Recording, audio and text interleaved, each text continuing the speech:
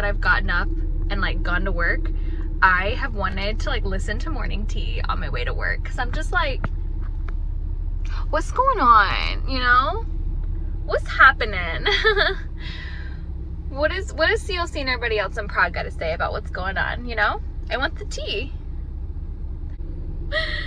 I need morning tea. Hello, everyone. I'm sorry to interrupt Louisa's exit interview, but quite literally, she came out of fucking nowhere and said, "How about now?" So they're doing it now. So I do feel bad interrupting that, but we scheduled this first, so oops. But we're here to discuss this entire weekend, the two boots that take place during this time, and I'm filled with a plethora of production members who supposedly are not sick, despite this entire cast being sick. It is Kadri, Ashley, and Tay. Hey. Well, maybe Kadri is sick. I don't know. Just mentally, just in the head. CLC coming to you, gay, from the master bathroom once again. Yes, I am. Foster is maybe still in a meeting. I don't know. I came up here because he was in a meeting, and maybe he's not in a meeting anymore. Clearly not if he's watching this. But anyway, nonetheless, and if he wants to join, then I can stay up here. But let's get into this weekend. We got 2 days to cover. Where we left off, Louise was evicted in 9th place by a unanimous vote. This will not be the only unanimous vote we talk about today. There are 2 more to talk about, actually. In fact, we have a string of unanimous votes with Sarah, then Louise, then Nikki, then Lamont, all unanimous. So we'll get to how we feel about that in a little bit. But I wonder if there's stats on how many unanimous votes in a season, but in the jury phase. Yeah, I don't know. I feel like this is unusual. Yay! Oh, he did join. Yeah, I don't know. This feels like a lot of unan votes for, especially a returning cast. Like 15 did not have this many, but I know 15 obviously had way more players who were willing to vote in the minority because they just didn't care. They didn't care what people thought about them. What'd you say? And being a split house, like you'd think there'd be some contention, but it's split. Yeah, this. I'll have Blake when Blake works like super early mornings now, so Blake's probably taking a nap because it is 2 p.m. his time, and I think he's off of work. So when Blake wakes up, I'll ask him to run that stat on season that has the most unanimous votes in the jury phase, or even consecutive unanimous votes, because I do think this season is up there. But let's kick off the funness of the weekend. We talked about this on the last tee, but Lamont does hold a joke house meeting to basically tell everyone, do not give me 8th place. I'm here to beat my placement. And if you give me 8th place, I'll never forgive you. This just like joke kind of house meeting, but it's really cute to see all 8 of them on call, just kind of having fun with one another. They do a joke, rites of passage for all the people who've gone already. They just have a fun little time together. And it's fun to see at least some happiness in the house, because this entire season has been full of stress and emotions and sadness for a lot of players, a lot of crying. So it's a nice time to see people having fun for a moment in the game until then this weekend hits and there's more crying. But it's a nice moment just to remind us of how like important this game is to all 8 of them, and them just to kind of have like a peaceful Friday night. Like they easily could have spent that Friday night strategizing against each other, but instead they spent it together, just kind of reminiscing on the season up to that point. So it was a really cute moment. But let's get to it. So right now at the final 8, we currently stand at all 5 members of Dancing Queens are still together. So you still have Michael, Liv, Trey, Megan, and Megs. Liv still does indeed have her advantage menu, and they are up against the threesome that remains of Phoenix, of Jabbar, Lamont, and Nikki. However, Jabbar now has extra clarity because he was on the block against Louise for the vote, and he very much knows that Nikki and Lamont did not want to keep him. They, in fact, wanted to keep Louise. Megan and Trey inform him of that. He already knew Nikki, but he was a little shocked at Lamont, that Lamont was definitely hinting towards saving Louise there, considering he had been proposing this BBH17 plus Jabbar alliance. So that definitely kind of shocked him, and he very much is ready to move on from Nikki and Lamont and is very much trying to move forward with Megs and Liv, as well as Megan and Trey, to kind of have both the comp people on his side and Megs and Liv, but also have, the social players who are going to get him all the tea in Megan and Trey. So he definitely has a lot of clarity in this game and is focusing on those relationships to ensure if this other side keeps winning, that he's not the target, that it will be Nikki and that it will be Lamont going. And that's exactly what happens. So he definitely does a great job of insulating himself with the side that is now winning a lot. We have this idea of Bathroom D's revitalization. That's Megan, Trey, and Jabbar. That was the alliance they had with Caro until she was evicted pre-jury. So those three have kind of come back together in this weird pre-planning of when Dancing Queens is going to break up. They talk about maybe roping in Michael into the plan, but I think that idea has since died, considering Jabbar has no trust in Michael. But they kind of want to use Michael as a puppet in case he can win an HOH or two to kind of nominate Megs and Liv. That's kind of Megan and Trey's ideal project right now, is to get Megs and Liv out of the game. Obviously, they don't know that Michael's top two allies are Megs and Liv, so that's not going to really work out for them. They're going to have to win power themselves to take that shot. And even when they won power, they didn't take the shot either, but nor here nor there. But as much as they're talking about Megs and Liv need to go, a lot of concern is placed around Nikki and her power at Live Night. And by her power, I mean just her ability to win at Live Night. Like, she has no actual power. Oh God, what is up with everyone's cameras like dying today on StreamYard? Jabbar's did that. Stokes' just did that. Ashley's StreamYard's on something fucking today, but a lot of the discussion on Saturday and Friday night is around Nikki and her ability to win at Live Night, her ability to know the game. Nikki has definitely brought up some statistics about the season, which make people very nervous about her ability to win those game trivia challenges, and they do not want her going much further. Mess. It wasn't me. But as much as we see the fractures forming within Dancing Queens, it doesn't really mean much as long as Nikki's still in the game. So thoughts on kind of, before we get into the official final 8 round, but kind of where we stand as an architecture in the game. I love that word, clearly. Question. Answer. I'm still confused why, but why doesn't Jabbar have trust in Michael anymore? Michael doesn't really tell him much anymore. I mean, they just don't talk game. There are things that Megan and Trey tell Jabbar that he feels like Michael was privy to, but Michael didn't tell him that. So he very much knows that Michael is not in his corner, and Michael's trust rankings show that Jabbar is dead last. So I just don't think Jabbar has any trust that he has Michael moving forward. And plus, everyone kind of thinks of Michael. And for what it's worth, Jabbar also isn't talking game with Michael. Oh, no. I mean, no, it's a two-way street for sure. Yeah. But obviously, Jabbar feels like he has no trust in Michael, so he's not going to share anything. And Michael feels the same way, so he's not going to share anything either. So it's a fun circular spiral of neither trusting each other, so they're both not going to share anything, and then both are feeling like, well, you're not sharing anything with me, so I'm definitely not going to trust you. It just keeps going, and it's never ending. But definitely an interesting. I know Tay is very anti-Dancing Queens. I think that they've made the right choices and are getting farther in the game, and that's good. But like, even now, listening to Trey and Megan talk about how they don't want Liv and Megs both at the final 5, I'm like, it's the final 6. You needed to do that a round ago. Like, so it's just they have Trey and Megan particularly have an uphill battle that they don't see.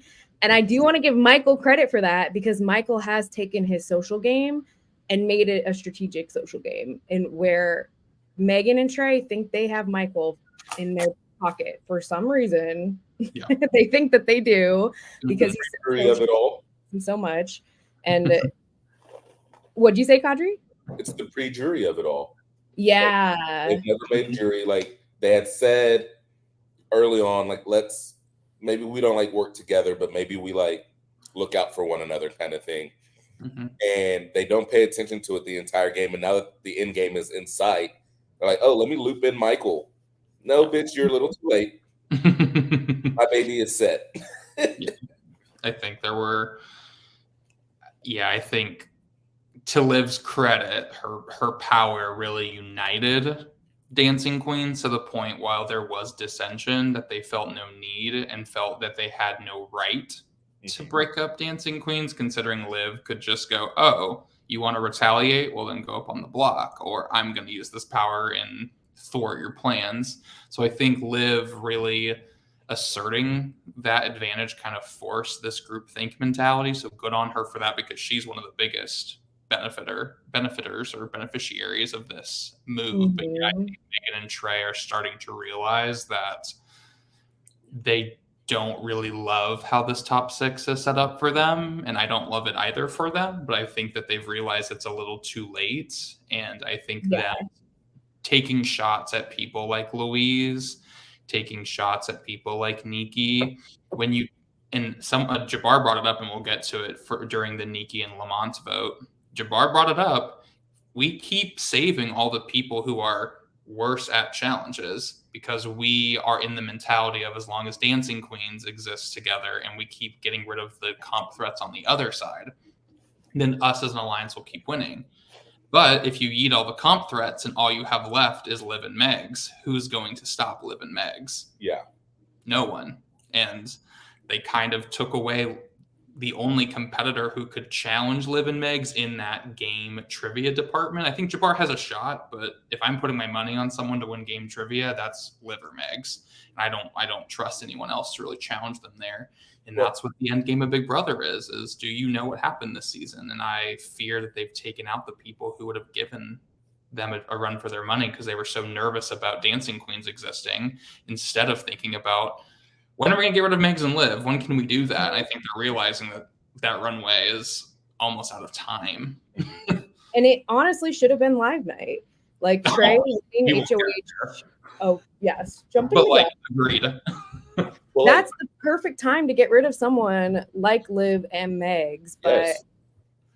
And this is why my biggest issue when people say, well, it's not the right time, like we need to wait to take that person out. Because then you keep on saying that and you end up in a final six situation when they're still there and it's like, oh my God, I don't want them to be in a final five.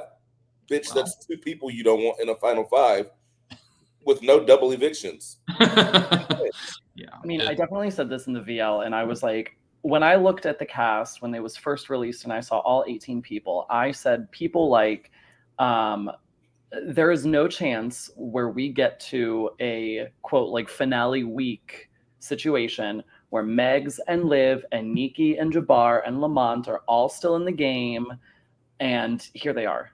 Here they are.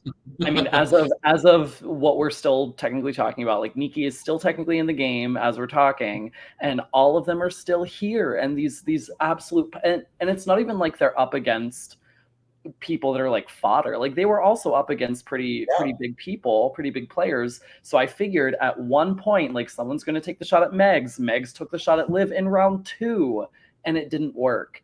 And they almost took out Liv again and it still didn't work. Like they're taking out everybody else that isn't basically people that you would expect to see at the end.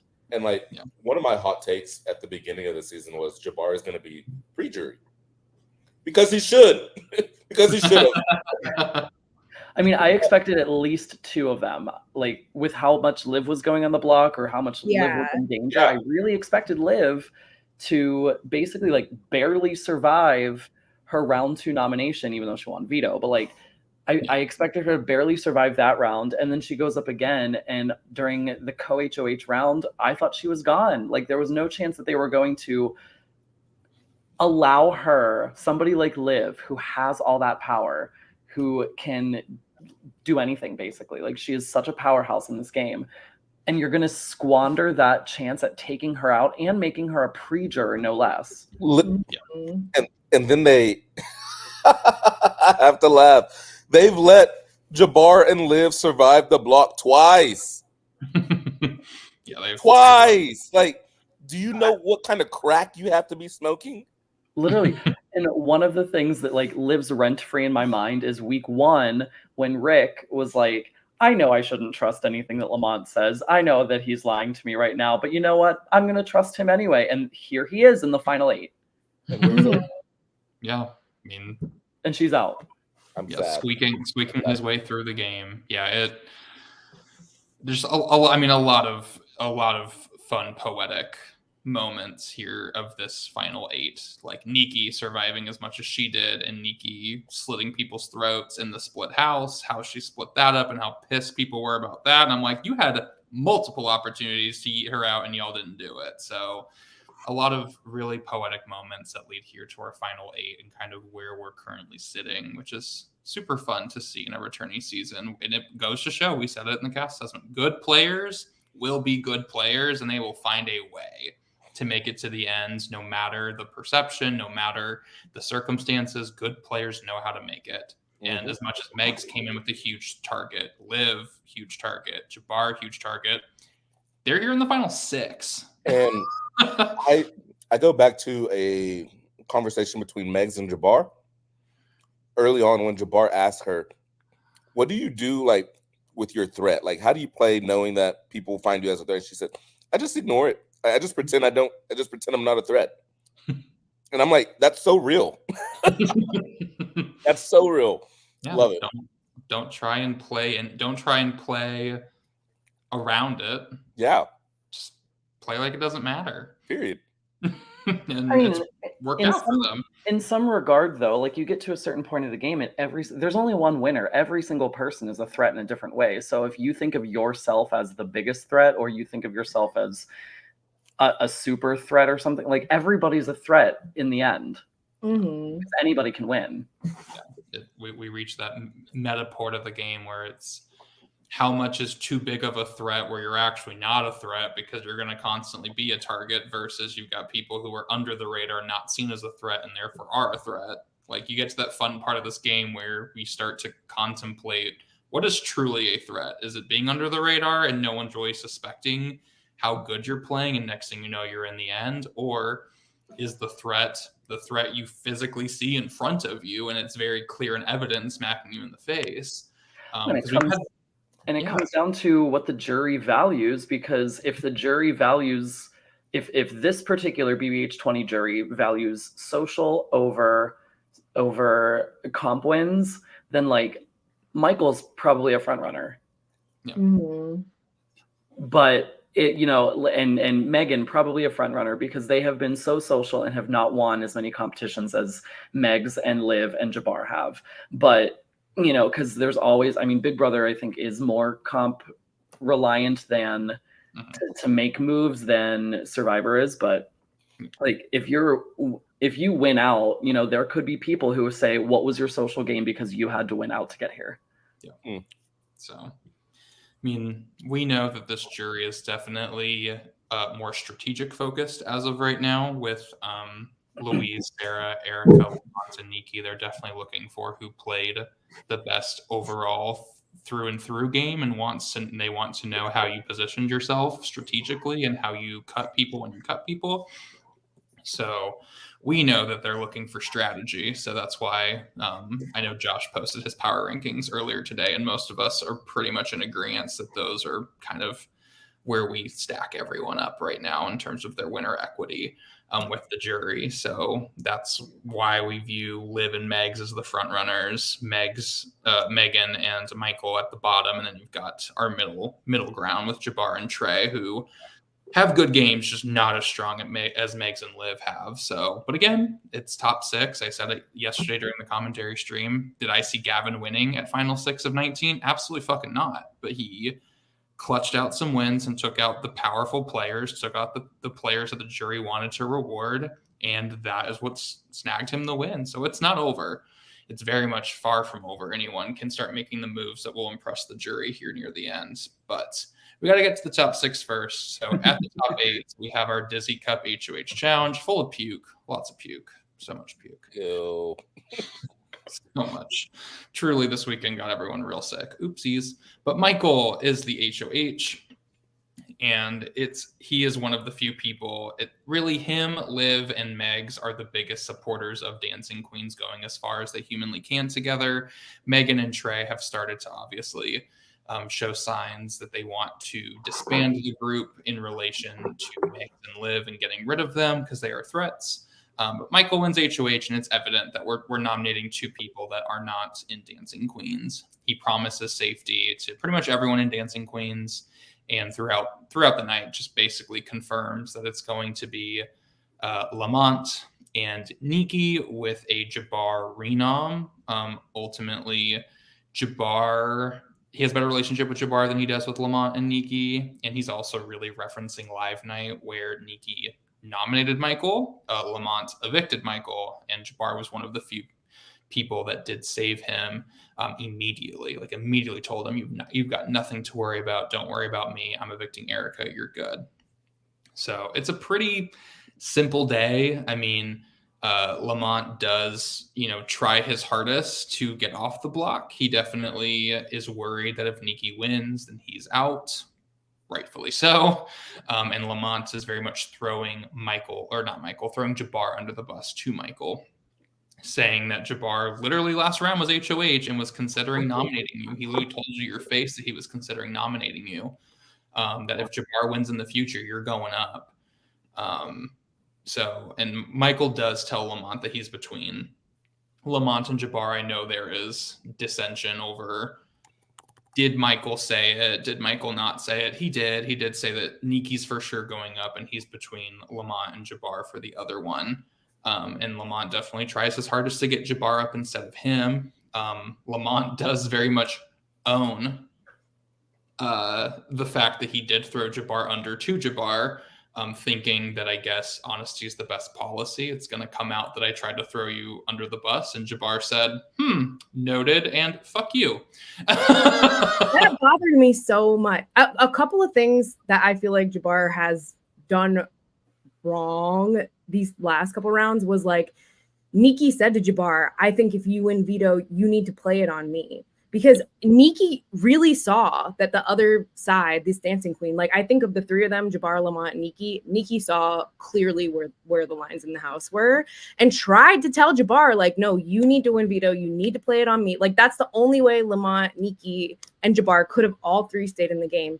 And instead of Jabbar listening, and I get it because Jabbar is very close with Trey and Megan, and I feel like he thinks that they would have maybe told him, or like, I just think he feels so close to them that he doesn't see the other side of the house, and has also worked on Liv and da-da-da. But like, this other side is so strong that there's only thing that Jabbar could do would have been to win that veto and take one of them off the block, and he didn't. And obviously Lamont is gonna say your name when Michael said the only other name that he said was your name. Like, that should be such a clear sign to you that he's not considering anyone else in the game except for you, Lamont, and Nikki. And it just didn't click for Jabbar. And I feel like that would have been a big shakeup in the game. But it's almost like the whole after or right before Luis left, it feels like everyone was clamoring for the Dancing Queens people, but they already had each other. So like Nikki, Lamont, Jabbar were crumbling, and trying to go with the Dancing Queens people is just not going to happen. Yeah, like I get it, and I get why Jabbar's upset. I get it. It doesn't feel great when your ally's throwing you under, but what do you want him to do? Like, he knows he can't push Megs or Liv or Trey or Megan. Like, it's a losing battle. Like, he doesn't want to show up. So like, he's got to do his best. And that's what makes a side v side in Big Brother so interesting, is because when a certain side wins, the other side has to turn on each other. And it sometimes has lasting effects. So what's so great about 18 is that the sides never hated each other for trying to one-up each other. When Michael or Madison or Lauren won, no one on Foster or Ashley's side was angry when they threw each other under, because they know one of them's going home. So at this point, it's survival of the fittest, and whoever remains, they're still united. Versus Jabbar got really angry that Nikki and Lamont were willing to evict him. Well, someone's got to go home on your side. Someone's got to go home, and then he's mad at Lamont. I'm like, girl, two of you got to go up. Lamont doesn't want it to be him, and I think that Jabbar was a little erratic. I mean, he gets better through the weekend. He forgives Lamont by the end of the weekend coming into live night, but I think he definitely is very quick to be angry, and because he's a Survivor player. He's a Survivor player at heart. So when an ally throws your name in Survivor, it means, you're actually not with me. In Big Brother, when it's a duality, you can't do that. Like, Lamont only's got a few options to truly consider here, and it's unfortunate that Jabbar has to be one of them. But yeah, I think some of these players forget that Big Brother is so different than Survivor, and because someone's throwing your name out does not mean that they're actually against you. And I think that took Jabbar the full weekend to fully understand from Lamont's point of view that he wasn't trying to send Jabbar out on either accord. Lamont loves Jabbar. I think Jabbar was number 2 or number 1 in his trust rankings, but like, Lamont's got to do what Lamont's got to do to survive. So it's unfortunate that we're seeing the collapse of this grouping, because we'll get to the veto draw. Like, this could have been a really great opportunity for them that they don't ultimately take. But I do want to talk about Liv's power of it all, because I do think that she's done a great job of enforcing the power and enforcing what it means for the game. But I do have to criticize the people in Dancing Queens, because I know Tay has expressed frustration that power was overpowered. And to my comments, I'll say this cast gave it more power than it deserved. It was just a round of safety. She either gets to overthrow the HOH or join the HOH and a co-HOH. She gets a second veto. She has a golden key. Basically, it is a guaranteed round of safety. That's all it was. But because of how she enforced it and who won power, this cast gave it 4 rounds of safety for her. And props to her for maximizing it. Yeah, good on her. Good on her. This cast gave that power 4 rounds of safety, because they were unwilling. They were so scared of what it could do. They were so scared of her using it. They were so scared of going after her and her staying, that it turned into 4 rounds of guaranteed safety for her, from 10 to 6. And look at all the charities that get to benefit because of it. Truly, I never thought in a fucking world that option. Yeah, I saw that, and like, I love that all of Prada was like, yeah, that's not gonna happen. Only Liv would find a way to fucking mastermind this power and still give back to charity. Truly good on them. Truly. But there's no reason this cast should have given this advantage the amount of power it gave to Liv. And like, no one came close to fleshing it out. No. Like, no one considered it. No. I think part of that reason, though, is because almost everybody had a little tiny bit of information. No one had everything. So no one knew exactly what all of the details were, for them to be able to be like, well, I can now play around this because I know what all the details were. Almost everybody had different information, but in a way that like they wouldn't talk and share it. So no one was able to really get all of those details to where people could play around it. So like, but everybody thought that it was like, I feel like there's something more than what I'm being told, and I don't know what that is, and that scares me. So instead of dealing with it and making her flush it and just hoping that it doesn't hurt your game, they just let it happen and let her keep it. Yeah. I do think a big part of it too is that Liv is already a comp threat. So in people's minds, it's like, well, if I flush her power, she's just going to win next HOH and put me up. So like, that saved her as well. If someone else had the power, it probably would have gone differently, just because they're not seen as much as a comp threat. But and that's the beauty of top 11, 10, 9, 8, even technically 7. You can still backdoor people. When you hit 6, she plays in everything that she's eligible for. And I think people are realizing that today, that they're like, well, fuck, we brought Megs and Liv to the point of the game where they get to play in literally everything that they want. And that was a big mistake on their part. And that there should have been a resurgence, a reshaping of the game to thwart what was happening there. Because Liv had a lot of trust in Dancing Queens, a lot of trust, to the point that she wasn't going to use the advantages during some of these rounds, and they absolutely could have blindsided the fuck out of her and nominated her at the veto ceremony as a renom and really taken her out of the game. So I just think it was a big misstep, and I think they're realizing it now. But all props to Liv for,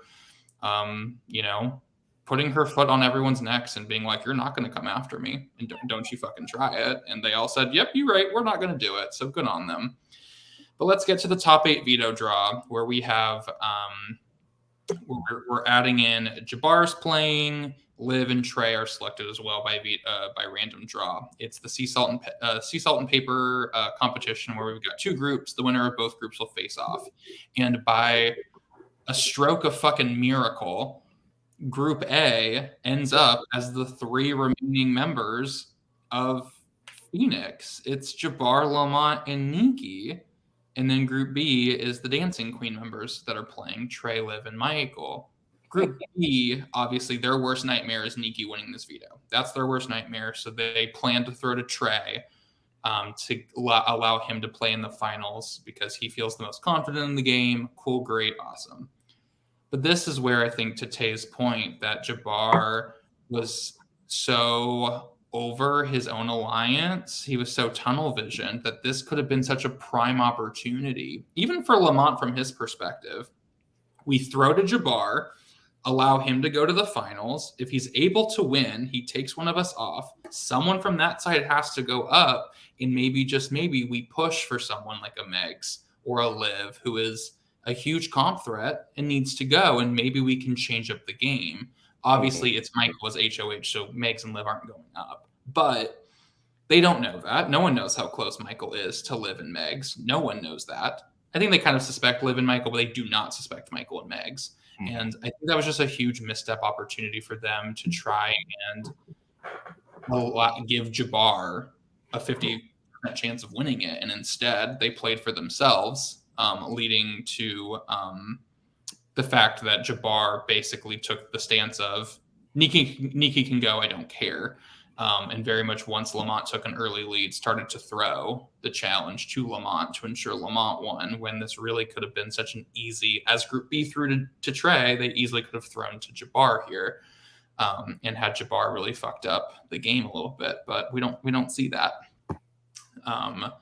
But Trey ends up beating Lamont in the final 1v1, and he's not going to use it. Michael does not want to renom. Nikki's the target. It's everything that Trey wants, so Trey has no desire to use it. So the noms will stay the same as Nikki versus Lamont. This seemed out the gate a very easy 5-0 vote. Mm-hmm. Everyone had been talking this entire round about how Nikki needs to go before live night. She's a huge threat to win these game trivia comps. So it seemed out the gate, though, this was going to be 5-0, and we're going to be done here. But leave it to this cast. It's not that easy. Nikki is campaigning. It's the same campaign we have heard for the past 3 rounds at this point. I'm better at comps than the person who sits next to me. And I can actually defend you when it comes time to win challenges. Lamont has yet to win anything. And her big argument is, if you take me out, who is going to beat Megs and Liv? I'm the last person who I think actually challenges them in these brain level of challenges. And it gets Liv and Jabbar kind of thinking. Nikki is telling Liv and Jabbar, Megs and Megan aren't saving me. They're just not. And she's focusing her campaign on Trey, Jabbar, and Liv. And that also starts to reinforce this idea, if there is a BBH17 group, Nikki clearly is at the bottom of it. Mhm. Maybe Lamont has a better relationship with Megs and Megan than they know about. So maybe Lamont is actually a bigger threat and needs to go. Obviously, we know Lamont does not have a great, the best relationship with Megan or Megs at all. But Nikki is definitely at the bottom of the 17 players. That is true for sure. And they're starting to think maybe Lamont needs to go here.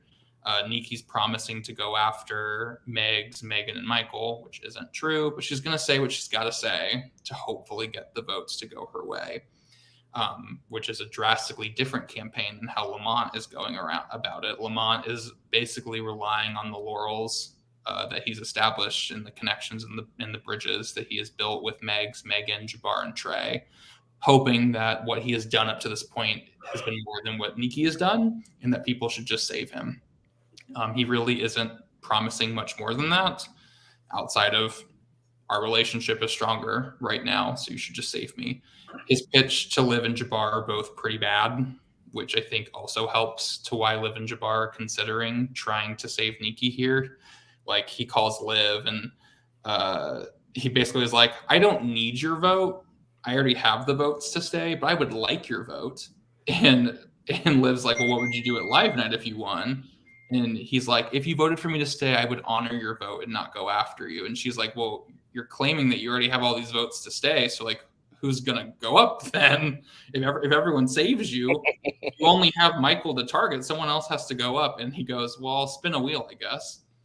Doesn't make Liv feel very confident that Lamont's not going to target her. And he absolutely would throw her up next to Michael. Absolutely. So Liv's not feeling super confident. Jabbar got a very similar pitch of, I have the votes to stay. I have Megs, I have Megan, and I have Trey. But I would love to have yours too, which makes him think that Lamont's going to nominate some combination of Jabbar, Michael, and Liv. He wouldn't touch Jabbar. But it doesn't make Jabbar feel good when Lamont's like, hey, I don't really need your vote, but I would like to have it. Mm-hmm. It doesn't make Jabbar feel valued in Lamont's game. So Jabbar and Liv have they get on call and they're having a little bit of a spiral here, being like, well, shit, what does Lamont do? Who does Lamont prioritize? Are we going to go up? Would Nikki target the other side? Would she grant us safety here at Live Night? And it gets them really considering what they're going to do here. Obviously knowing that they only need one more vote. They just need Trey or Megan or Megs to join with them. And next thing you know, Nikki is staying. Thoughts up to this point? I think for Liv and Jabbar, it's a really good spiral to have, because if you're being approached with only 5 votes, you're being approached later in the vote window, I guess, already based by one of the not by another voter, but by a nominee. And they're basically telling you, like, I'm already staying, but that's why you should vote for me to stay even more, because I'm already staying. Like, that tells me a lot of things.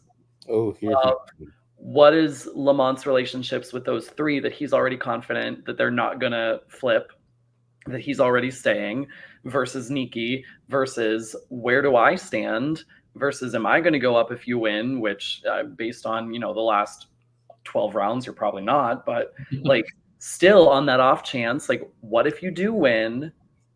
What's going to happen? I think their spiral was warranted for sure. Especially given the trend in this cast to flip votes in the 9th hour. Mm-hmm. I knew it was his ass. I literally knew it was him. Are we shocked? Yeah, it's Ryan Taylor. He came in as Ashley, as Ashley was also backstage. I was stoked today. Anyway, well, don't let me distract. Yeah, so like, I'm with Foster. It was a very warranted spiral. And honestly, I think they did make the right decision, like in the way the events happened. Yeah, I think it's smart for them to meet Nikki. Funny enough, the people who seemingly are the most sure of evicting Nikki are probably the people who shouldn't have been that way. I feel like Megan and Trey came in very confident that they were going to evict Nikki, and in my opinion, shouldn't have. Yeah, and this goes back to when like when we were saying, hey, like if you don't want them at the final 5, now's the time to start making that move. Like you can't think about that around late. Yeah, you can only get rid of one person. Like, yeah, you gotta start setting it up now. That's the thing, is I think that's something that I think Megan and Trey and even Michael have struggled a bit with, is I think pre-planning, I think setting the foundation for things that they want to happen. Especially coming from 3 players who have just not won a ton. Obviously, that comes from Trey, who's now won 2 things within the last couple of days. Michael's now won 2 things.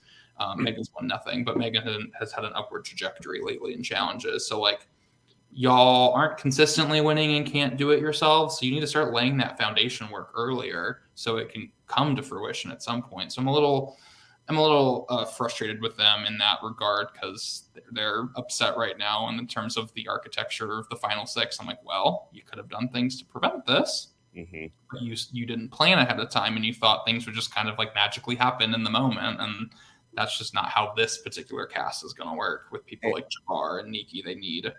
They need forethought. and I think if Megan and Trey are proactive and they bring Michael into that fold and have the conversation, like Michael is absolutely a type of person. I'm gonna say this, and like I don't mean it in a shady way. Like he's almost like easily manipulative. So like if you are flipping a vote in the 9th hour or whatever, and you're on call with him at the last minute, they could absolutely bring him in. They have 3 votes to save Nikki here. Lamont is blindsided. Jabbar, Liv, Megs also blindsided a bit. So like it could have really worked out in favor of the people at the bottom of all of our power rankings. Yeah, it's giving.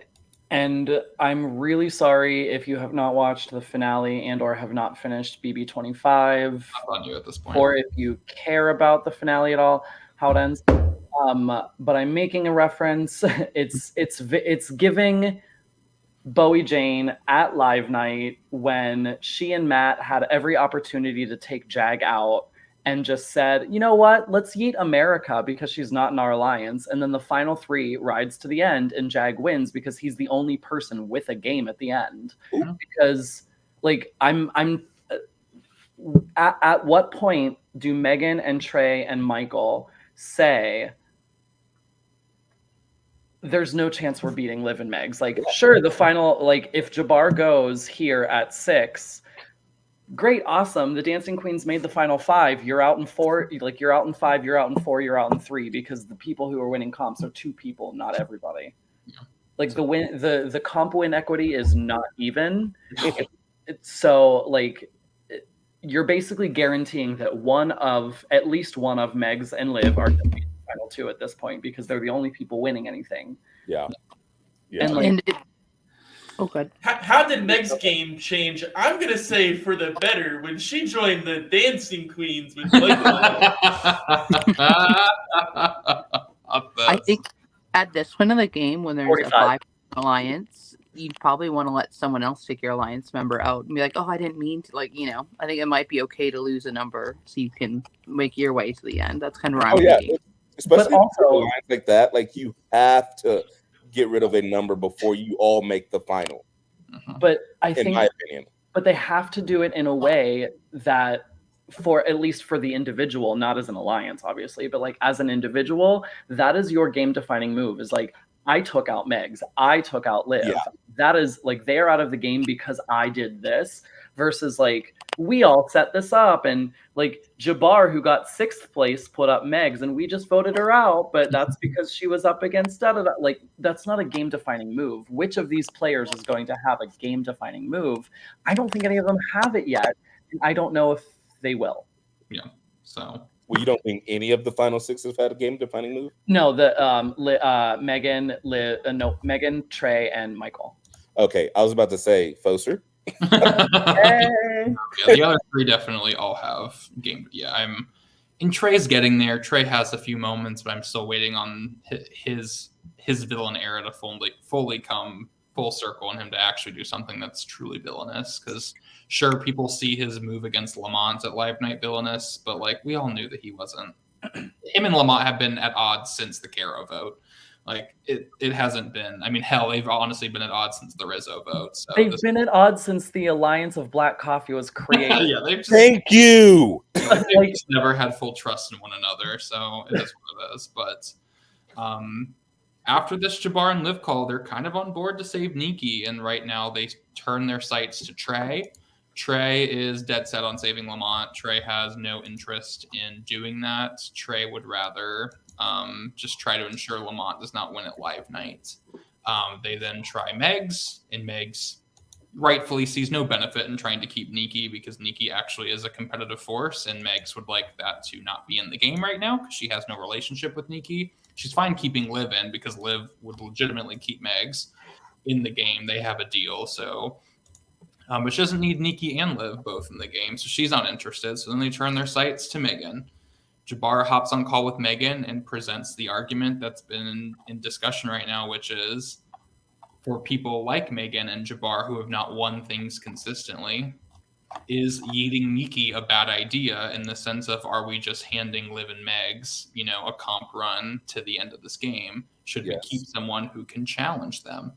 And that gets Megan kind of thinking about it. She calls Nikki, and Nikki's like, hey, I lied to Liv. I said I wouldn't target her, but I absolutely would be throwing her and Michael up. You're not on my radar at all. I would protect you. And this gets Megan thinking. She messages Megs, should we save Nikki here? ... Maybe. I don't know. Just a thought. So she's really considering it now. But it ultimately will end here once Jabbar calls Lamont, where they kind of clear the air from this weekend, where Jabbar's like, I heard you were trying to get rid of me over Louise and that you campaigned for me to go home or go up on the block underneath Michael the day prior. And they basically just clear the air where Lamont's like, I had to do what I had to do. Like, I love you and you're still my person, but like, what do you want me to do? Just volunteer to go up on the block? Like, what do you want me to do here?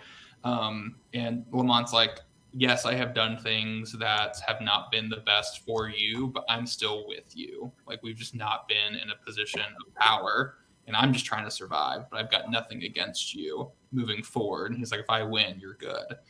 And I think this really helps Jabbar feel a lot better about where Lamont stands, because that was Jabbar's biggest fears at Live Night. Does Lamont actually nominate Jabbar? When we know he wouldn't, and this call kind of reaffirms that. So Jabbar at this point isn't going to fight anymore. He's happy to just let it be done.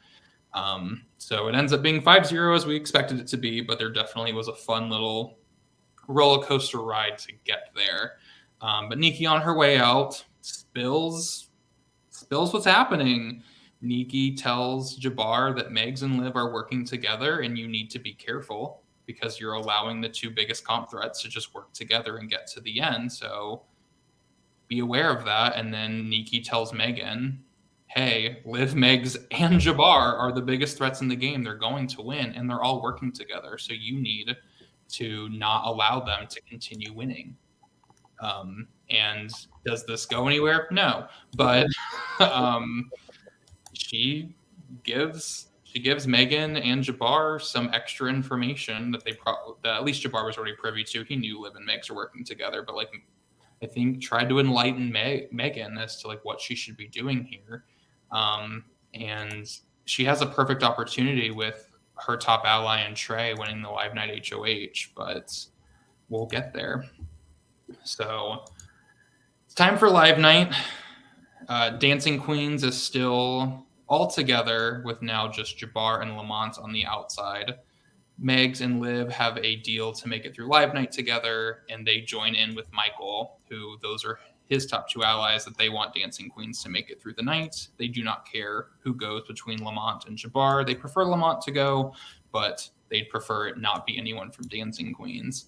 You've got Megan and Trey, who are kind of trying to distance themselves from Dancing Queens, and they have this kind of alliance with Jabbar, hoping to yeet Liv and Megs. But Jabbar is playing double agent, also working with Liv and Megs as the threats.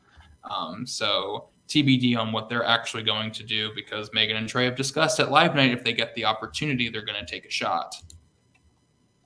We'll get there. Michael, super insulated in the game. No one's coming after Michael. I think that comes from kind of his his incoming GOAT status right now. A lot of people just think that they can beat him at the end, and I agree. Wrong kind of GOAT, Ryan. No, greatest, not greatest of all time. Carl said it first. I agree. Good point. not You that can go GOAT. on. Not that GOAT. The No, GOAT you already said GOAT, and that's the one that yeah, came to my mind. and I mean GOAT. Just yeah, not greatest of all time. Okay, and next point. Carl's gonna start talking llama to you. Yeah, not that GOAT. The GOAT that gets brought to slaughter at the final questioning. And then you've got Lamont, who's kind of on an island, has nobody. He still has this remnants of a BBH17 group that still connection still exists there with Megan and Megs. They're just not that strong, but in his they are. What happened? You just yeeted him off. He came on with middle fingers. I was flipping you off in the background, and someone probably on right as I was doing it, so I just joined like this. But Lamont's on an island by himself, but he also is trying. He's got the BBH17, but he's also trying to make a grouping of Liv, Trey, Jabbar, and himself, which isn't going to go anywhere just because Liv has no trust there, and nor does Trey. But Lamont's trying his best to try and re-insulate himself coming into Live Night. And we get Team TV. We get Trey's first comp win or his second comp win because he just won Seasalt, but now he's won the Bleep HOH. And I'm really excited initially because he has preempted this idea of we should go after Megs because he's not going to go after Liv. He's too tight with Liv. Stupid. But Trey's HOH and immediately hops on call with Dancing Queens, and the plan is to nominate the two people that aren't in Dancing Queens, Jabbar and Lamont. And that is just such a boo. It's a boo for me. Thoughts on that? Especially since earlier in that day, Trey was on a call with Lamont going, black coffee, it's good, it's great, it's beautiful. Oh, and Ash is gone. No, I agree. Poor girl. Yeah, I Ash is think I would have. Is she talking? Is someone talking? No, Ash's computer died Yeah, again. Kendrick, you're talking over Ashley right now. Shut up, Ryan. What I was going to, Jesus Christ! Now I lost my freaking train of thought. This is your fault, Ryan. Trey, Speaking of Trey, let's get back to that round. Trey winning HOH and talking about nominating Lamont and Jabbar. Oh yeah, I would have loved to have seen Jabbar or Lamont be the renom. Not both of them go up as initial noms. Yeah. So he sets it up as someone from Dancing Queens is like the pawn kind of thing to kind of break up. Yeah, we're working together kind of thing. And then in the case that Jabbar wins or Lamont wins, he puts up the other for the renom. So now you have both of them staying on the block with one another, if that makes sense. Yeah, I think him putting both of them up initially though guarantees that one of them goes out, because theoretically, if he nominated Jabbar and look at those legs. If he nominated if he nominates Lamont and Megan and Jabbar wins veto, then neither of them are going, and then one of Dancing Queen are going, when Trey probably didn't want to nominate any of them at all. So it guarantees sure that Lamont and Jabbar stay in, but I think for himself, I think he made the right decision to put up both of them, but at the same time saying that black coffee is good, and then in his nomination speech saying that it's hashtag Carol's Revenge, which, like, girl, saying Carol's Revenge is like saying Lamont lied during Train of Thought. Why do we care still? Yeah, it was a strange chain of events there. Very strange. And I don't know. I just really expected Megs to go up there. I really expected, for how much him and Megan had talked about it, that at Live Night Megs got to go, and then for Megs not even to go up was so strange to me, especially, I don't know. I just was a little surprised. And that could have been Trey's defining moment. Yeah. And instead he takes Michael up on his offer to stupidly volunteer to go on the block. We'll get there. But like, yeah, that could have been Trey's defining moment, and he truly.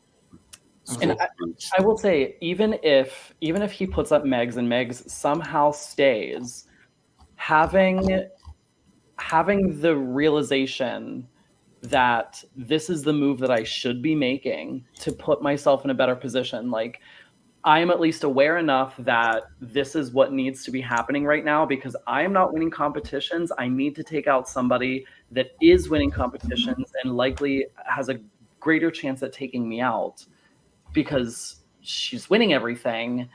Why?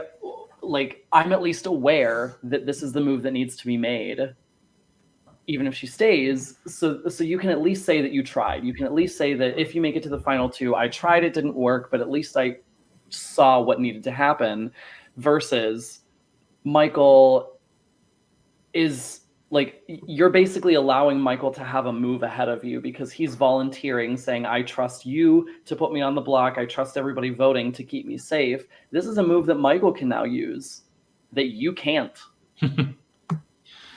Yeah, we'll get to that. So it's pretty clear he's nominating Jabbar and Lamont. He calls Jabbar, tells him, hey, you're fine. Liv has additional powers than what she told you. One of them includes, they say it's an extra vote. He knows it's a steal a vote, but he's just lying to Jabbar that it's an extra vote, but being like, Liv is going to save you over Lamont. You've got nothing to worry about. And if Lamont wins veto, Megs is going up and Megs is going home. Then he calls Lamont and's like, hey, you're going up, and basically scapegoats the BBH20 of it all and says that he felt uncomfortable with the whole BBH20 grouping and that he feels like Lamont has been distancing himself from Trey and that they've never just really recovered from the Rizzo vote or the Caro vote or any of that. So he gets on, nominates Jabbar and Lamont, saying it's for Caro's revenge, which Jabbar is not happy about at all. And next thing you know, Jabbar wins the suspicion veto in a tiebreaker against Megan, where Megan inherently says that she threw but didn't mean to throw, but she threw. It's a mess trying to understand what Megan was doing, where she wanted to win, but she didn't want to be the person to win in this situation in a tiebreaker against Jabbar. Like, she wanted to win outright. It was a lot of confusing mess for just you didn't want to win. What's the difference? Yeah, like if you'd won flat out versus in a tiebreaker, I don't know what the issue is. Like, I'm guessing she's fearful that if she wins, she would have had to have saved Jabbar, and then she pisses off Dancing Queens. But it's like, babes, you wanted to piss off Dancing Queens and get Megs up on the block, so you should have just won and then taken Jabbar off and said, love you, Megs, you gotta go, bop, bop. But instead, she throws the tiebreaker. How many commas? Far too many. So Jabbar wins the veto, and Trey calls Dancing Queens to be like, hey, one of us gotta go up. And he's like, I'm just going to spin a wheel, and we all know he's just going to put up Megs and pretend like the wheel landed on her. But Meg's a saving grace as Michael coming in being like, don't worry, I'll volunteer for the block. Because I don't know how that vote ends up with Megs versus Lamont's, because there had been talks about eating Megs, so I don't know if the votes are there to do it. I don't know if Liv uses her steal vote to ensure Meg stays. I don't know how it all shakes up because we don't get it. We don't get the whole plan that we had been promised days prior because Trey, instead of just saying on that call, or not even going on that call, he instead says, well, if anyone wants to volunteer, I guess we can do it that way. Instead of just saying, hey, I got to put one of you up, Megs, I'm putting you up because I think you can stay over Lamont's. But instead, he allows Michael to volunteer. And from then on, it's like, at that point, you have to. Like, you have no option now. If Michael volunteers for the block and then you don't put up Michael, they're going to look at you sideways being like, now what the fuck? You asked for a volunteer, you got one. You have to go with it now. And I feel like that was such a misstep as well, asking for a volunteer instead of just saying, hey, we're good here. I'm putting up one of you randomly, and that's how we're going to move forward. And then behind closed doors being like, no, we're putting up Megs and we're getting rid of her. I was late to the call last night. I didn't realize he had asked for a volunteer. Yep. He said, well, if anyone wants to go up, he was like, well, I'll spin a wheel and just do it that way unless someone wants to go up. And Michael goes, yeah, no worries. I trust y'all. And I was like, well, there went that. Okay, There well, was that plan. I maybe Trey in his mind thought that no one would volunteer. I don't know, but it is what it is. So Trey has no other option but to nominate Michael here. So we end up with Michael and Lamont's nominations. Lamont's, so it's 4 voters. Trey breaks the tie if it's 2-2. Lamont knows he needs 3. Lamont knows he's the target here. And Lamont is begging Jabbar, Megan, and Megs to save him here. Jabbar says he'll do it, but you need Megan and Megs. He's like, you're not getting Liv. Liv immediately tells Lamont, I'm voting you out. So he knows he doesn't have Liv. But Dancing Queen was on call and they all said, yeah, we're keeping you. So when Megan finally calls Lamont and tells him, hey, I'm not going to keep you, Lamont is shell-shocked. He's completely silent. They sit there for like a minute in silence because he is absolutely shocked that Megan is not even considering saving him here. So in a last-ditch attempt, he makes an alliance of Megan, Megs, and Jabbar and gets on call to be like, hey, please save me. Like, if you all 3 vote to save me, then we're good. Like, I've had you this entire season. Like, don't let me down here. And Megs bites the bullet and goes, I'm not saving you. It's someone has to say it. Like, someone's got to like come off of mute and say it because they're just sitting there in silence. He's like, please don't do this to me. And we're just sitting there like waiting for anybody to say anything. And finally, Megs is like, I have to focus on other relationships to get me to the end. And I'm sorry, I'm voting you out. And then Megan's like, yeah, I told you a minute ago I wasn't saving you. And I told you that if you don't have Megs, I have no reason to join in as well. So oof. Lamont gets told, and I mean, he thanks them for the time. And I mean, it's a hard way to go out by the people that you put a lot of trust in. Like, he put a lot of faith in Jabbar. He put a lot of faith in Megan and Megs this entire season. And to be let down in that way, it sucks. It hurts. I mean, obviously, they don't know. He doesn't know everything that was going on with Michael in Dancing Queens and all of that, and how Megs has a final 2 with Michael, and that that Megan thinks that she can utilize Michael with Trey. He doesn't know any of that, but it definitely doesn't make it feel any better. But I will say Lamont goes to the jury, evicted 4-0, but he is livid at Trey. He is not happy based off of him telling Black Coffee, we're good. This is our moment to come back together. And then you nominate both of us at live night. Lamont doesn't respect that at all. And we sent him Trey's goodbye message to him, and he reacted with a middle finger emoji and said, nope, not watching. He is not happy with Trey. Well, we did say before the jury portion started that jury management is going to be horrible by a lot of people. And well, and it was. Here we are. I just want to back up really quickly to Megan throwing the veto, saying that she put the comma in the wrong spot, but still has enough numbers for it to be what she actually wrote. If you put the comma in the wrong spot, you would still have 1 less 0. No, she fully told us she was rushed. And where is the wrong 0? Because I'm seeing she wrote before the 15,770,000. Yeah. But while Live Night was happening, she said that she put the comma in the wrong spot. Girl, yeah, bro, you got too many zeros. It's the zeros. No, I mean, right. Stokes read her for it after the stream ended. He goes, "Girl, you said you had too many commas. You had too many zeros." Yeah, I'm just saying, if you're gonna throw it, do that. Okay, BBH merch with 15,770,000, and we just put a bunch of commas in random spots. Yeah. Please, including just like all, not even in the number, just just random. I mean, why is there a random comma like on my shirt sleeve? Like, there you go.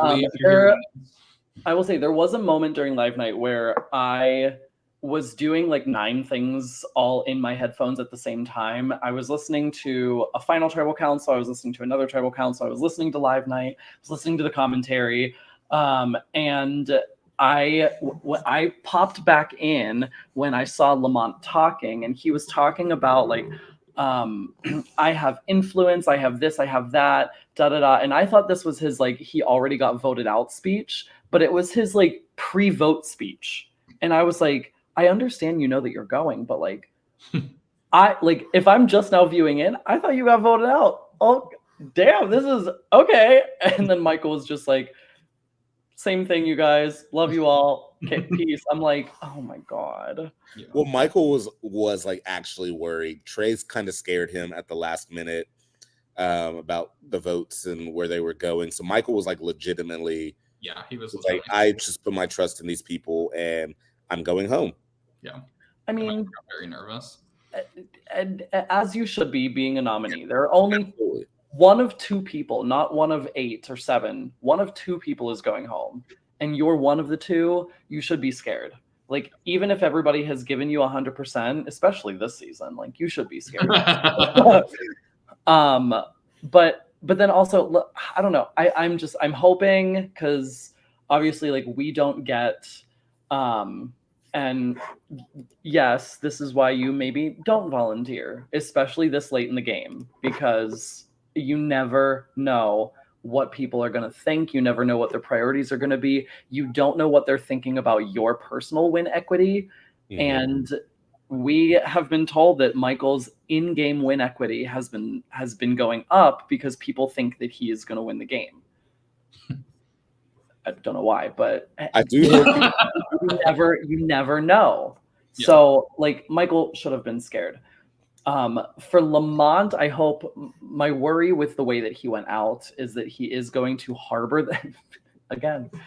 I worry that he is going to harbor this, and actually like I'm hoping that it doesn't become a toxic jury space, and that he just like takes this next week to really just cool down and get away from the game and not care about it, and come into, I always call it Final Tribal Council because FTC, because Lord knows, and come into the finale and like actually be a good juror, versus being like when he went out, he's like, I have influence, I have this, I have that, basically making it like he's gonna taint the jury against certain people.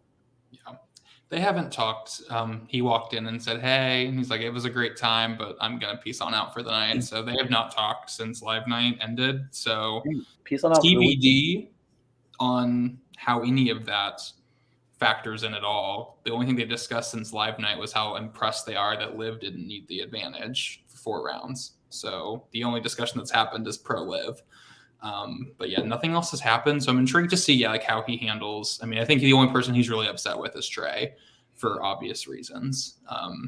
But TBD on how he actually views everyone else. Lamont was a great juror in 17. I don't doubt that he'll be another great juror here as well. But definitely intrigued to see, because a lot of these jurors are trying their best to not let their emotions and their feelings bleed into their decision making. And I'm hoping that they allow themselves that grace. You're still like a good juror still can factor in your feelings and your emotions. Like being a good juror doesn't mean being objective 24/7. It means, sure, you should be objective to the point, like you don't let your emotions bias you in certain moves. Like, sure, like you might like, don't let your eviction be like, oh, this is a stupid move for everyone.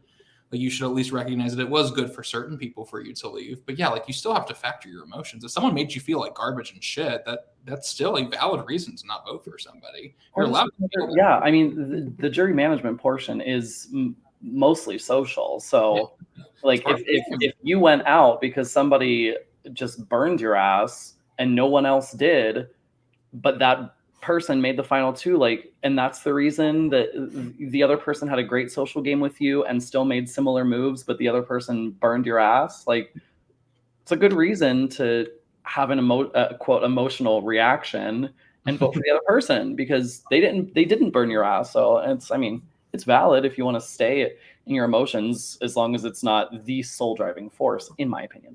Yeah, so they're they're trying to not let it bleed too much into the jury chat, but maybe Lamont will tell them, no, girl, let it bleed in. Like, if you're angry with people, like, explain why you're angry with them and what they did to make you so angry with you. Like, why you're so mad at them. Like, what did they say or do, and how did they clearly treated you poorly on the way out or some time during the season. So we'll have to see, because there are kind of bubbling tensions there that none of them are willing to discuss right now, because I think they're all so worried about being seen as like a bitter juror, when again, I will get on here and say it takes a lot to be a bitter juror. Like, the only bitter juror I feel like we've ever had is 12, and I'll tell them that to their face, because they full on 2 hours before the finale said, if Amanda does this, we will vote for her to win. This is what we want to see. Amanda does it, and they still don't vote for her. Like, don't tell me what you want, and then they give it to you, and you still don't vote that way. But if you come out of the gate being like, these people pissed me off, and I don't want to vote for them, then don't. It's very simple. But the time you give me bitter jury is when you say, I want to see X, Y, and Z, and then they're guaranteed to have my vote, and then you don't vote that way because you just don't like them. That gives me bitter jury. But factoring in your emotions is not bitter to me. It's just not, because that's part of the game. So, but we'll see how that plays out. But right now, this jury is very high on Liv and Megs, because they're looking at the strategy. They're looking at how you positioned yourself. So they're very high on those two. They're not very high on Michael. But anything can change. Like, Crystal had this whole jury hating her, and she ended up winning the whole season. So it's never over until we read the votes at the end. And we have an interesting final six here. You've got Megan and Trey, who are still so badly wanting to work with Jabbar because they're worried about Liv and Meg sticking together, and they're worried where Michael actually stands. They think they have Michael, but they don't want to rely on it. But we know that Jabbar is over Trey. He is not happy with that Caro's revenge comment. And while he does like Megan still, Liv has now become his person, at least for this round. I do think Megan will still be okay as well, but Jabbar's got his sights on Trey. So interesting to see what happens with Megan and Trey and who they ultimately try to bring in. I'm hoping that they try to work with Michael, because I think those three need each other if they want to win. Right now, I don't think any of them win up against Jabbar, Liv, or Megs right now. But again, things can change, so it's not for sure sets. But I think that those three need to work against the three biggest threats to win the game. Megs and Liv, their deal is done in terms of the timeline of it. Unsure if they will extend their deal further. They had a call where seemingly they're on the same page, but that was from Liv's perspective. I'm still waiting on Meg's perspective on it, so I have no clue what Megs will do, if she'll still honor the deal, because she's very aware that her and Liv are the two biggest comp threats. So you got to balance that idea of like, as soon as Liv goes, then I'm the only one left. And as soon as I don't win something, I'm out too. So you need to balance that and keeping Liv in, so at least you have another target in front of you.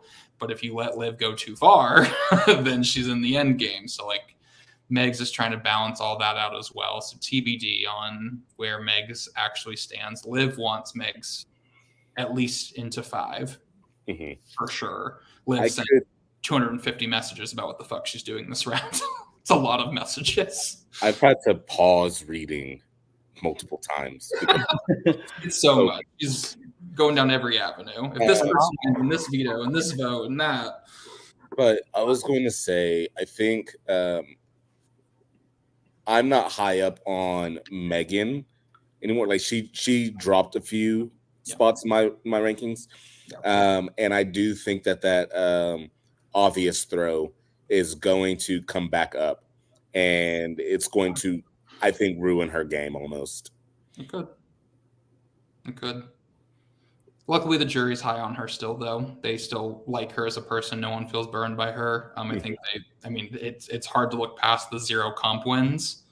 I think that's hard to look past, especially when they've played this entire jury game as Dancing Queens. So it's going to be very difficult for her to claim Dancing Queens power when she never was in power. I think that's going to be very difficult for her. Same thing for Michael. It's like this entire jury game has been dominated by this 5-some, and realistically here, I just don't see either of those two getting a lot of credit for what happened in that group. Even though Michael did win an HOH, the perception of Michael is that he'll do whatever Liv tells him to do. So it's just, he's not going to get the credit. Sure, he might get the credit for volunteering for the block, but I'm not sure that this jury is going to respect that move. They were, once the renom came out at Live Night, they all were like, bruh, fuck this is stupid. So I'm not sure they're going to really respect it. So TBD on all of that. But yeah, I mean, check out our power rankings, aka Josh's power rankings, but also we have our own prod rankings in the server as well. But most of them, I think, are pretty much aligned with Josh's in terms of that winner equity. But it's still an interesting game right now. Jabbar currently leads the HOH, even though it's not a very good score. I would imagine Megs or Liv will take home this HOH, likely protect each other and take out a middle ground player. aka one of the other four.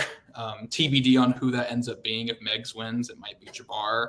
If Liv wins, it'll probably be Megan, maybe. So we'll have to see. It really depends on the HOH tonight, but a lot of game left to play. A lot of comps will decide the trajectory here. I'm super excited to see how it all plays out, but we've got some boots done, so it's time for our winner picks and who's the next to go.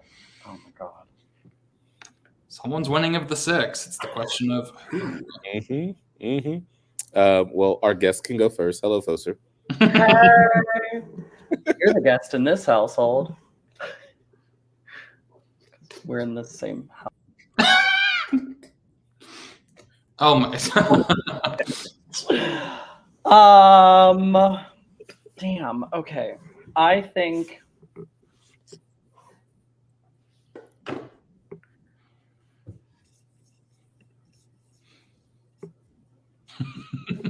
I don't know. I think. I mean, she was my first one, so I'm gonna stick with Megan. Mm-hmm. I think Megan is, I mean, as we just found out recently, like the jury's still high on her. I think she just needs to have at least one game defining move, something that she can claim as herself, as a move by herself, Mm-hmm. or just be able to really, really speak to her game. And she could have the win because the jury's already high on her. So I think she just needs something to kind of pull it all together, which she absolutely can do. And I think that she, outside of like if Liv actually does win and targets her this round, I think she is somebody who can still kind of go to the end and be like, Megan hasn't done anything, so we can just like goat her to the end and she's an easy layup. Surprise, maybe she's not. So I think Megan still has a great chance to win. And I think it's not that I don't think Megs or Liv aren't going to win, but because they're such powerhouses, I do think the second one of them doesn't win, they're out. So, and that's just a hard place to be in. It's a lot of pressure to have on yourself. So like the pressure alone can cause you to lose a comp and then you're out. So I think Megan for winning, and I think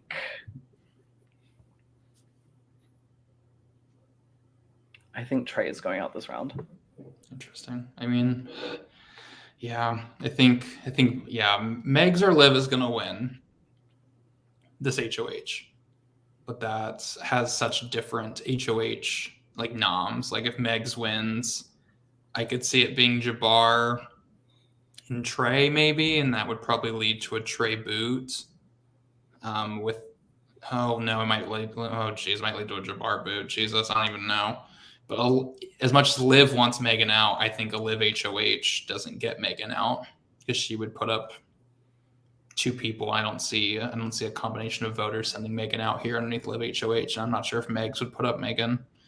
So I think Megan might be okay to make it to next round. I think I'm most worried for Jabbar and Trey here. I think if Liv wins, Jabbar's fine. Yeah, Jabbar's fine, and maybe I don't even know what happens. Liv's losing her mind, to be honest.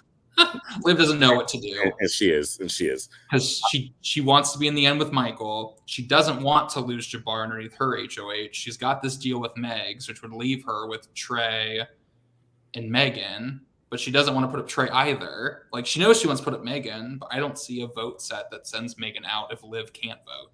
I think Megan or Trey goes home, and I'm leaning more towards Megan going home this round. And Liv stays my winner pick. She's been it from before day one. She's gonna stay it. Yeah, Liv is my winner pick. She has the absolute best story, in my opinion. Like, I think Megs has played a dominant game. I don't think she has been in fire or in the line of death, really. Like, I don't think she has surmounted as much as Liv has. Like, Liv is, in my opinion, even if it's a Liv Megs final two, I still think Liv should win. Yeah, and I think Liv will win.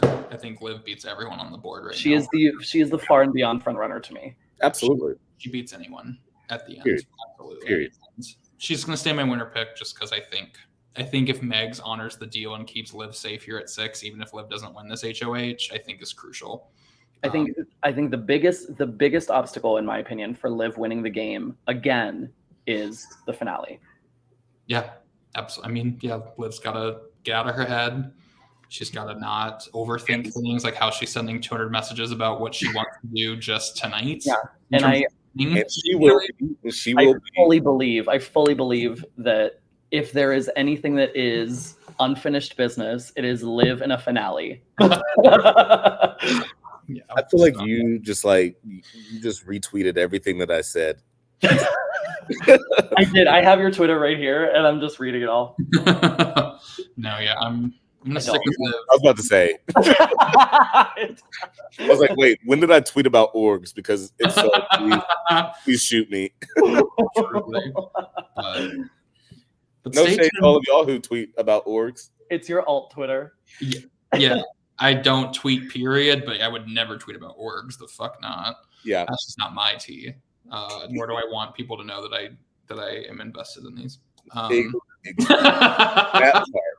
part. I tweeted about orgs in support of friends. Nope. And that's on brand for you. That tracks. Gabby and Keisha will not be the first person voted out. No. And I stuck by that for 6 rounds, and then I was like, that's too hard. They both survived to the final 4, and then Keisha won. That was too hard.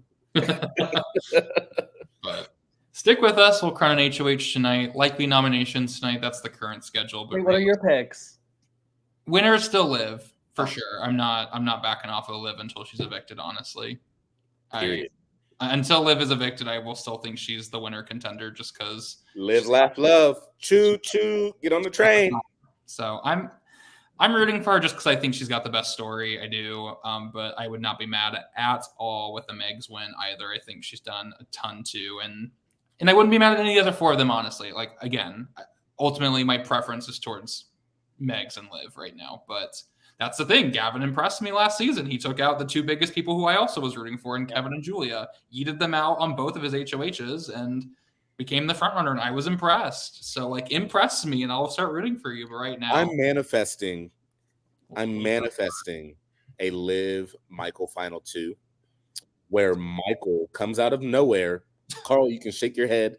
Girl, Michael comes out of nowhere, flips a literal switch, probably starts his microwave is better, and literally gets rid of Jabbar. Gets rid of Megs. I don't know how he does all of this, but like, I'm manifesting it, and I'm about to go pray to my Lord and Savior about it. Okay.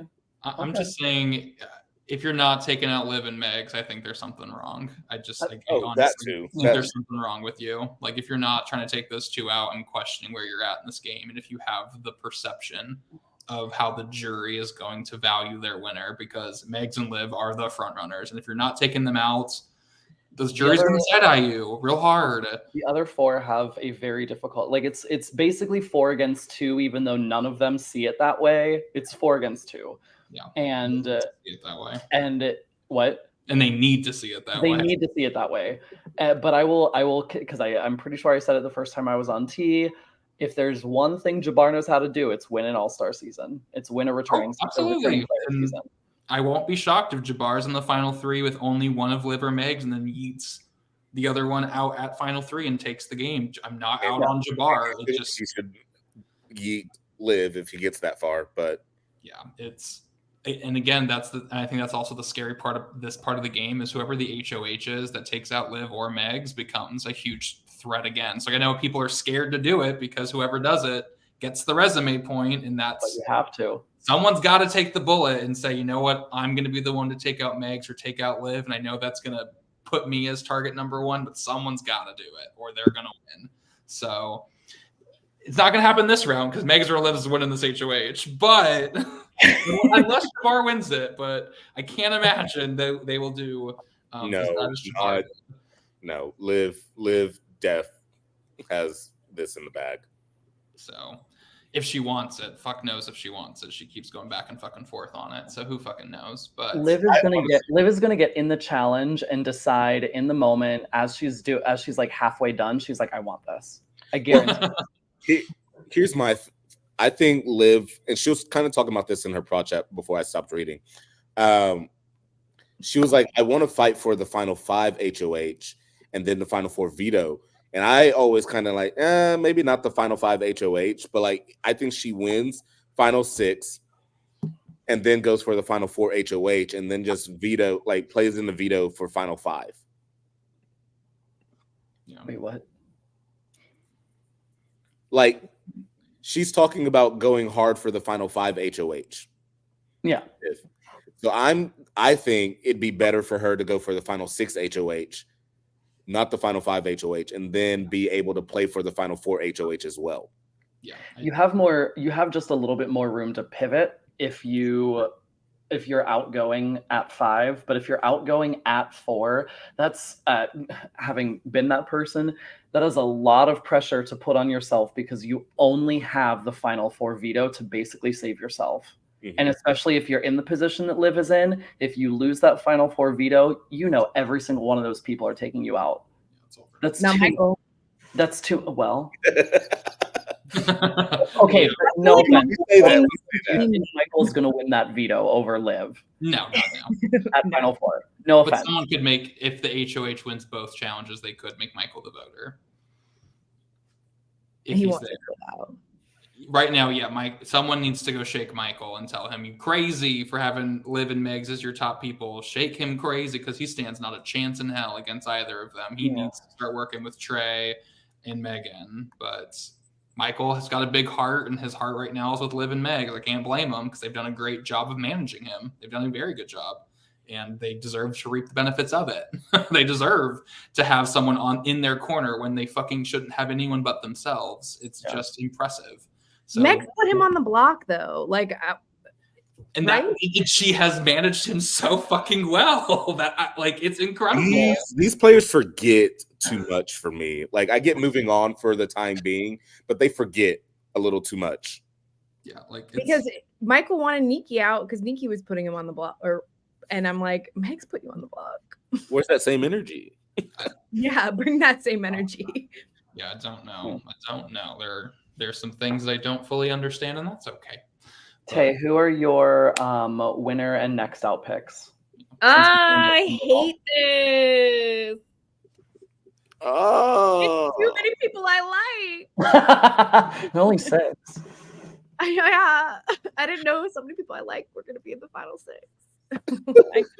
We cast 18 people I like. Yeah. I think honestly, next out is Megan. Thank you, Tay. I said that.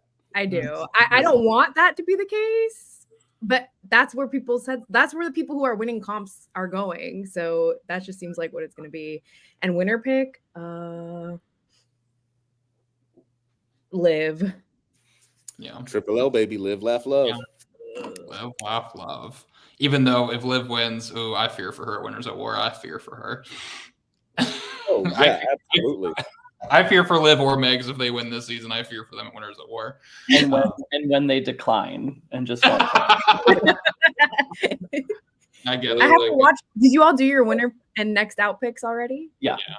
Who are yours? Say it again. I said Megan and Trey. Megan win, Trey out. Okay. I said one of Megan or Trey will leave this round, and Liv will forever be my winner pick.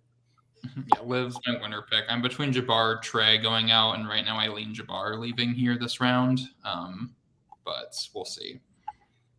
I mean, it wouldn't surprise me if Jabbar goes out. He's really the only other person winning. Yeah, I wouldn't be shocked if Megs wins this, Jabbar goes up, and you have Megan. If Jabbar goes up next to someone like Trey, like Megan and Liv have no option but to evict Jabbar in that situation. But yeah. I just don't know what Megs would do because Megs has been quite silent. So I need her to let us know what's happening. So because she's got a very high likelihood of winning this. So it's hard to make a good prediction when I don't know where Megs' head's at. So stick with us. It's just an HOH tonight. We might have nominations later tonight. It just depends. We might push it back to tomorrow. It just doesn't really fucking matter at this point. Like they're all playing in veto. No one's throwing comps anymore. For veto, at least. Everyone's playing for the veto. No one has any intention to not throw for the veto. So we'll figure it out when we do noms. It'll probably still be tonight because realistically, you should know who you're nominating. But we'll be back. I don't know. I'll be back in a couple days. We're just at that point in the game where there's just not much to talk about. People know what they want to do. People know who they stand with. And we'll see how it plays out. So I'll be back in a couple days to recap whatever happens this week. It might be a while. So, but for me, for Tay, for Kadri, and for Foser, and then for Ashley, whose internet or her computer is just got awful. And then for Ryan Taylor, who was here for a minute as well. We're peacing on out. Hook 'em horns, lasers, hearts. Goodbye. Hi. Bye. Bye. Say good night, stars.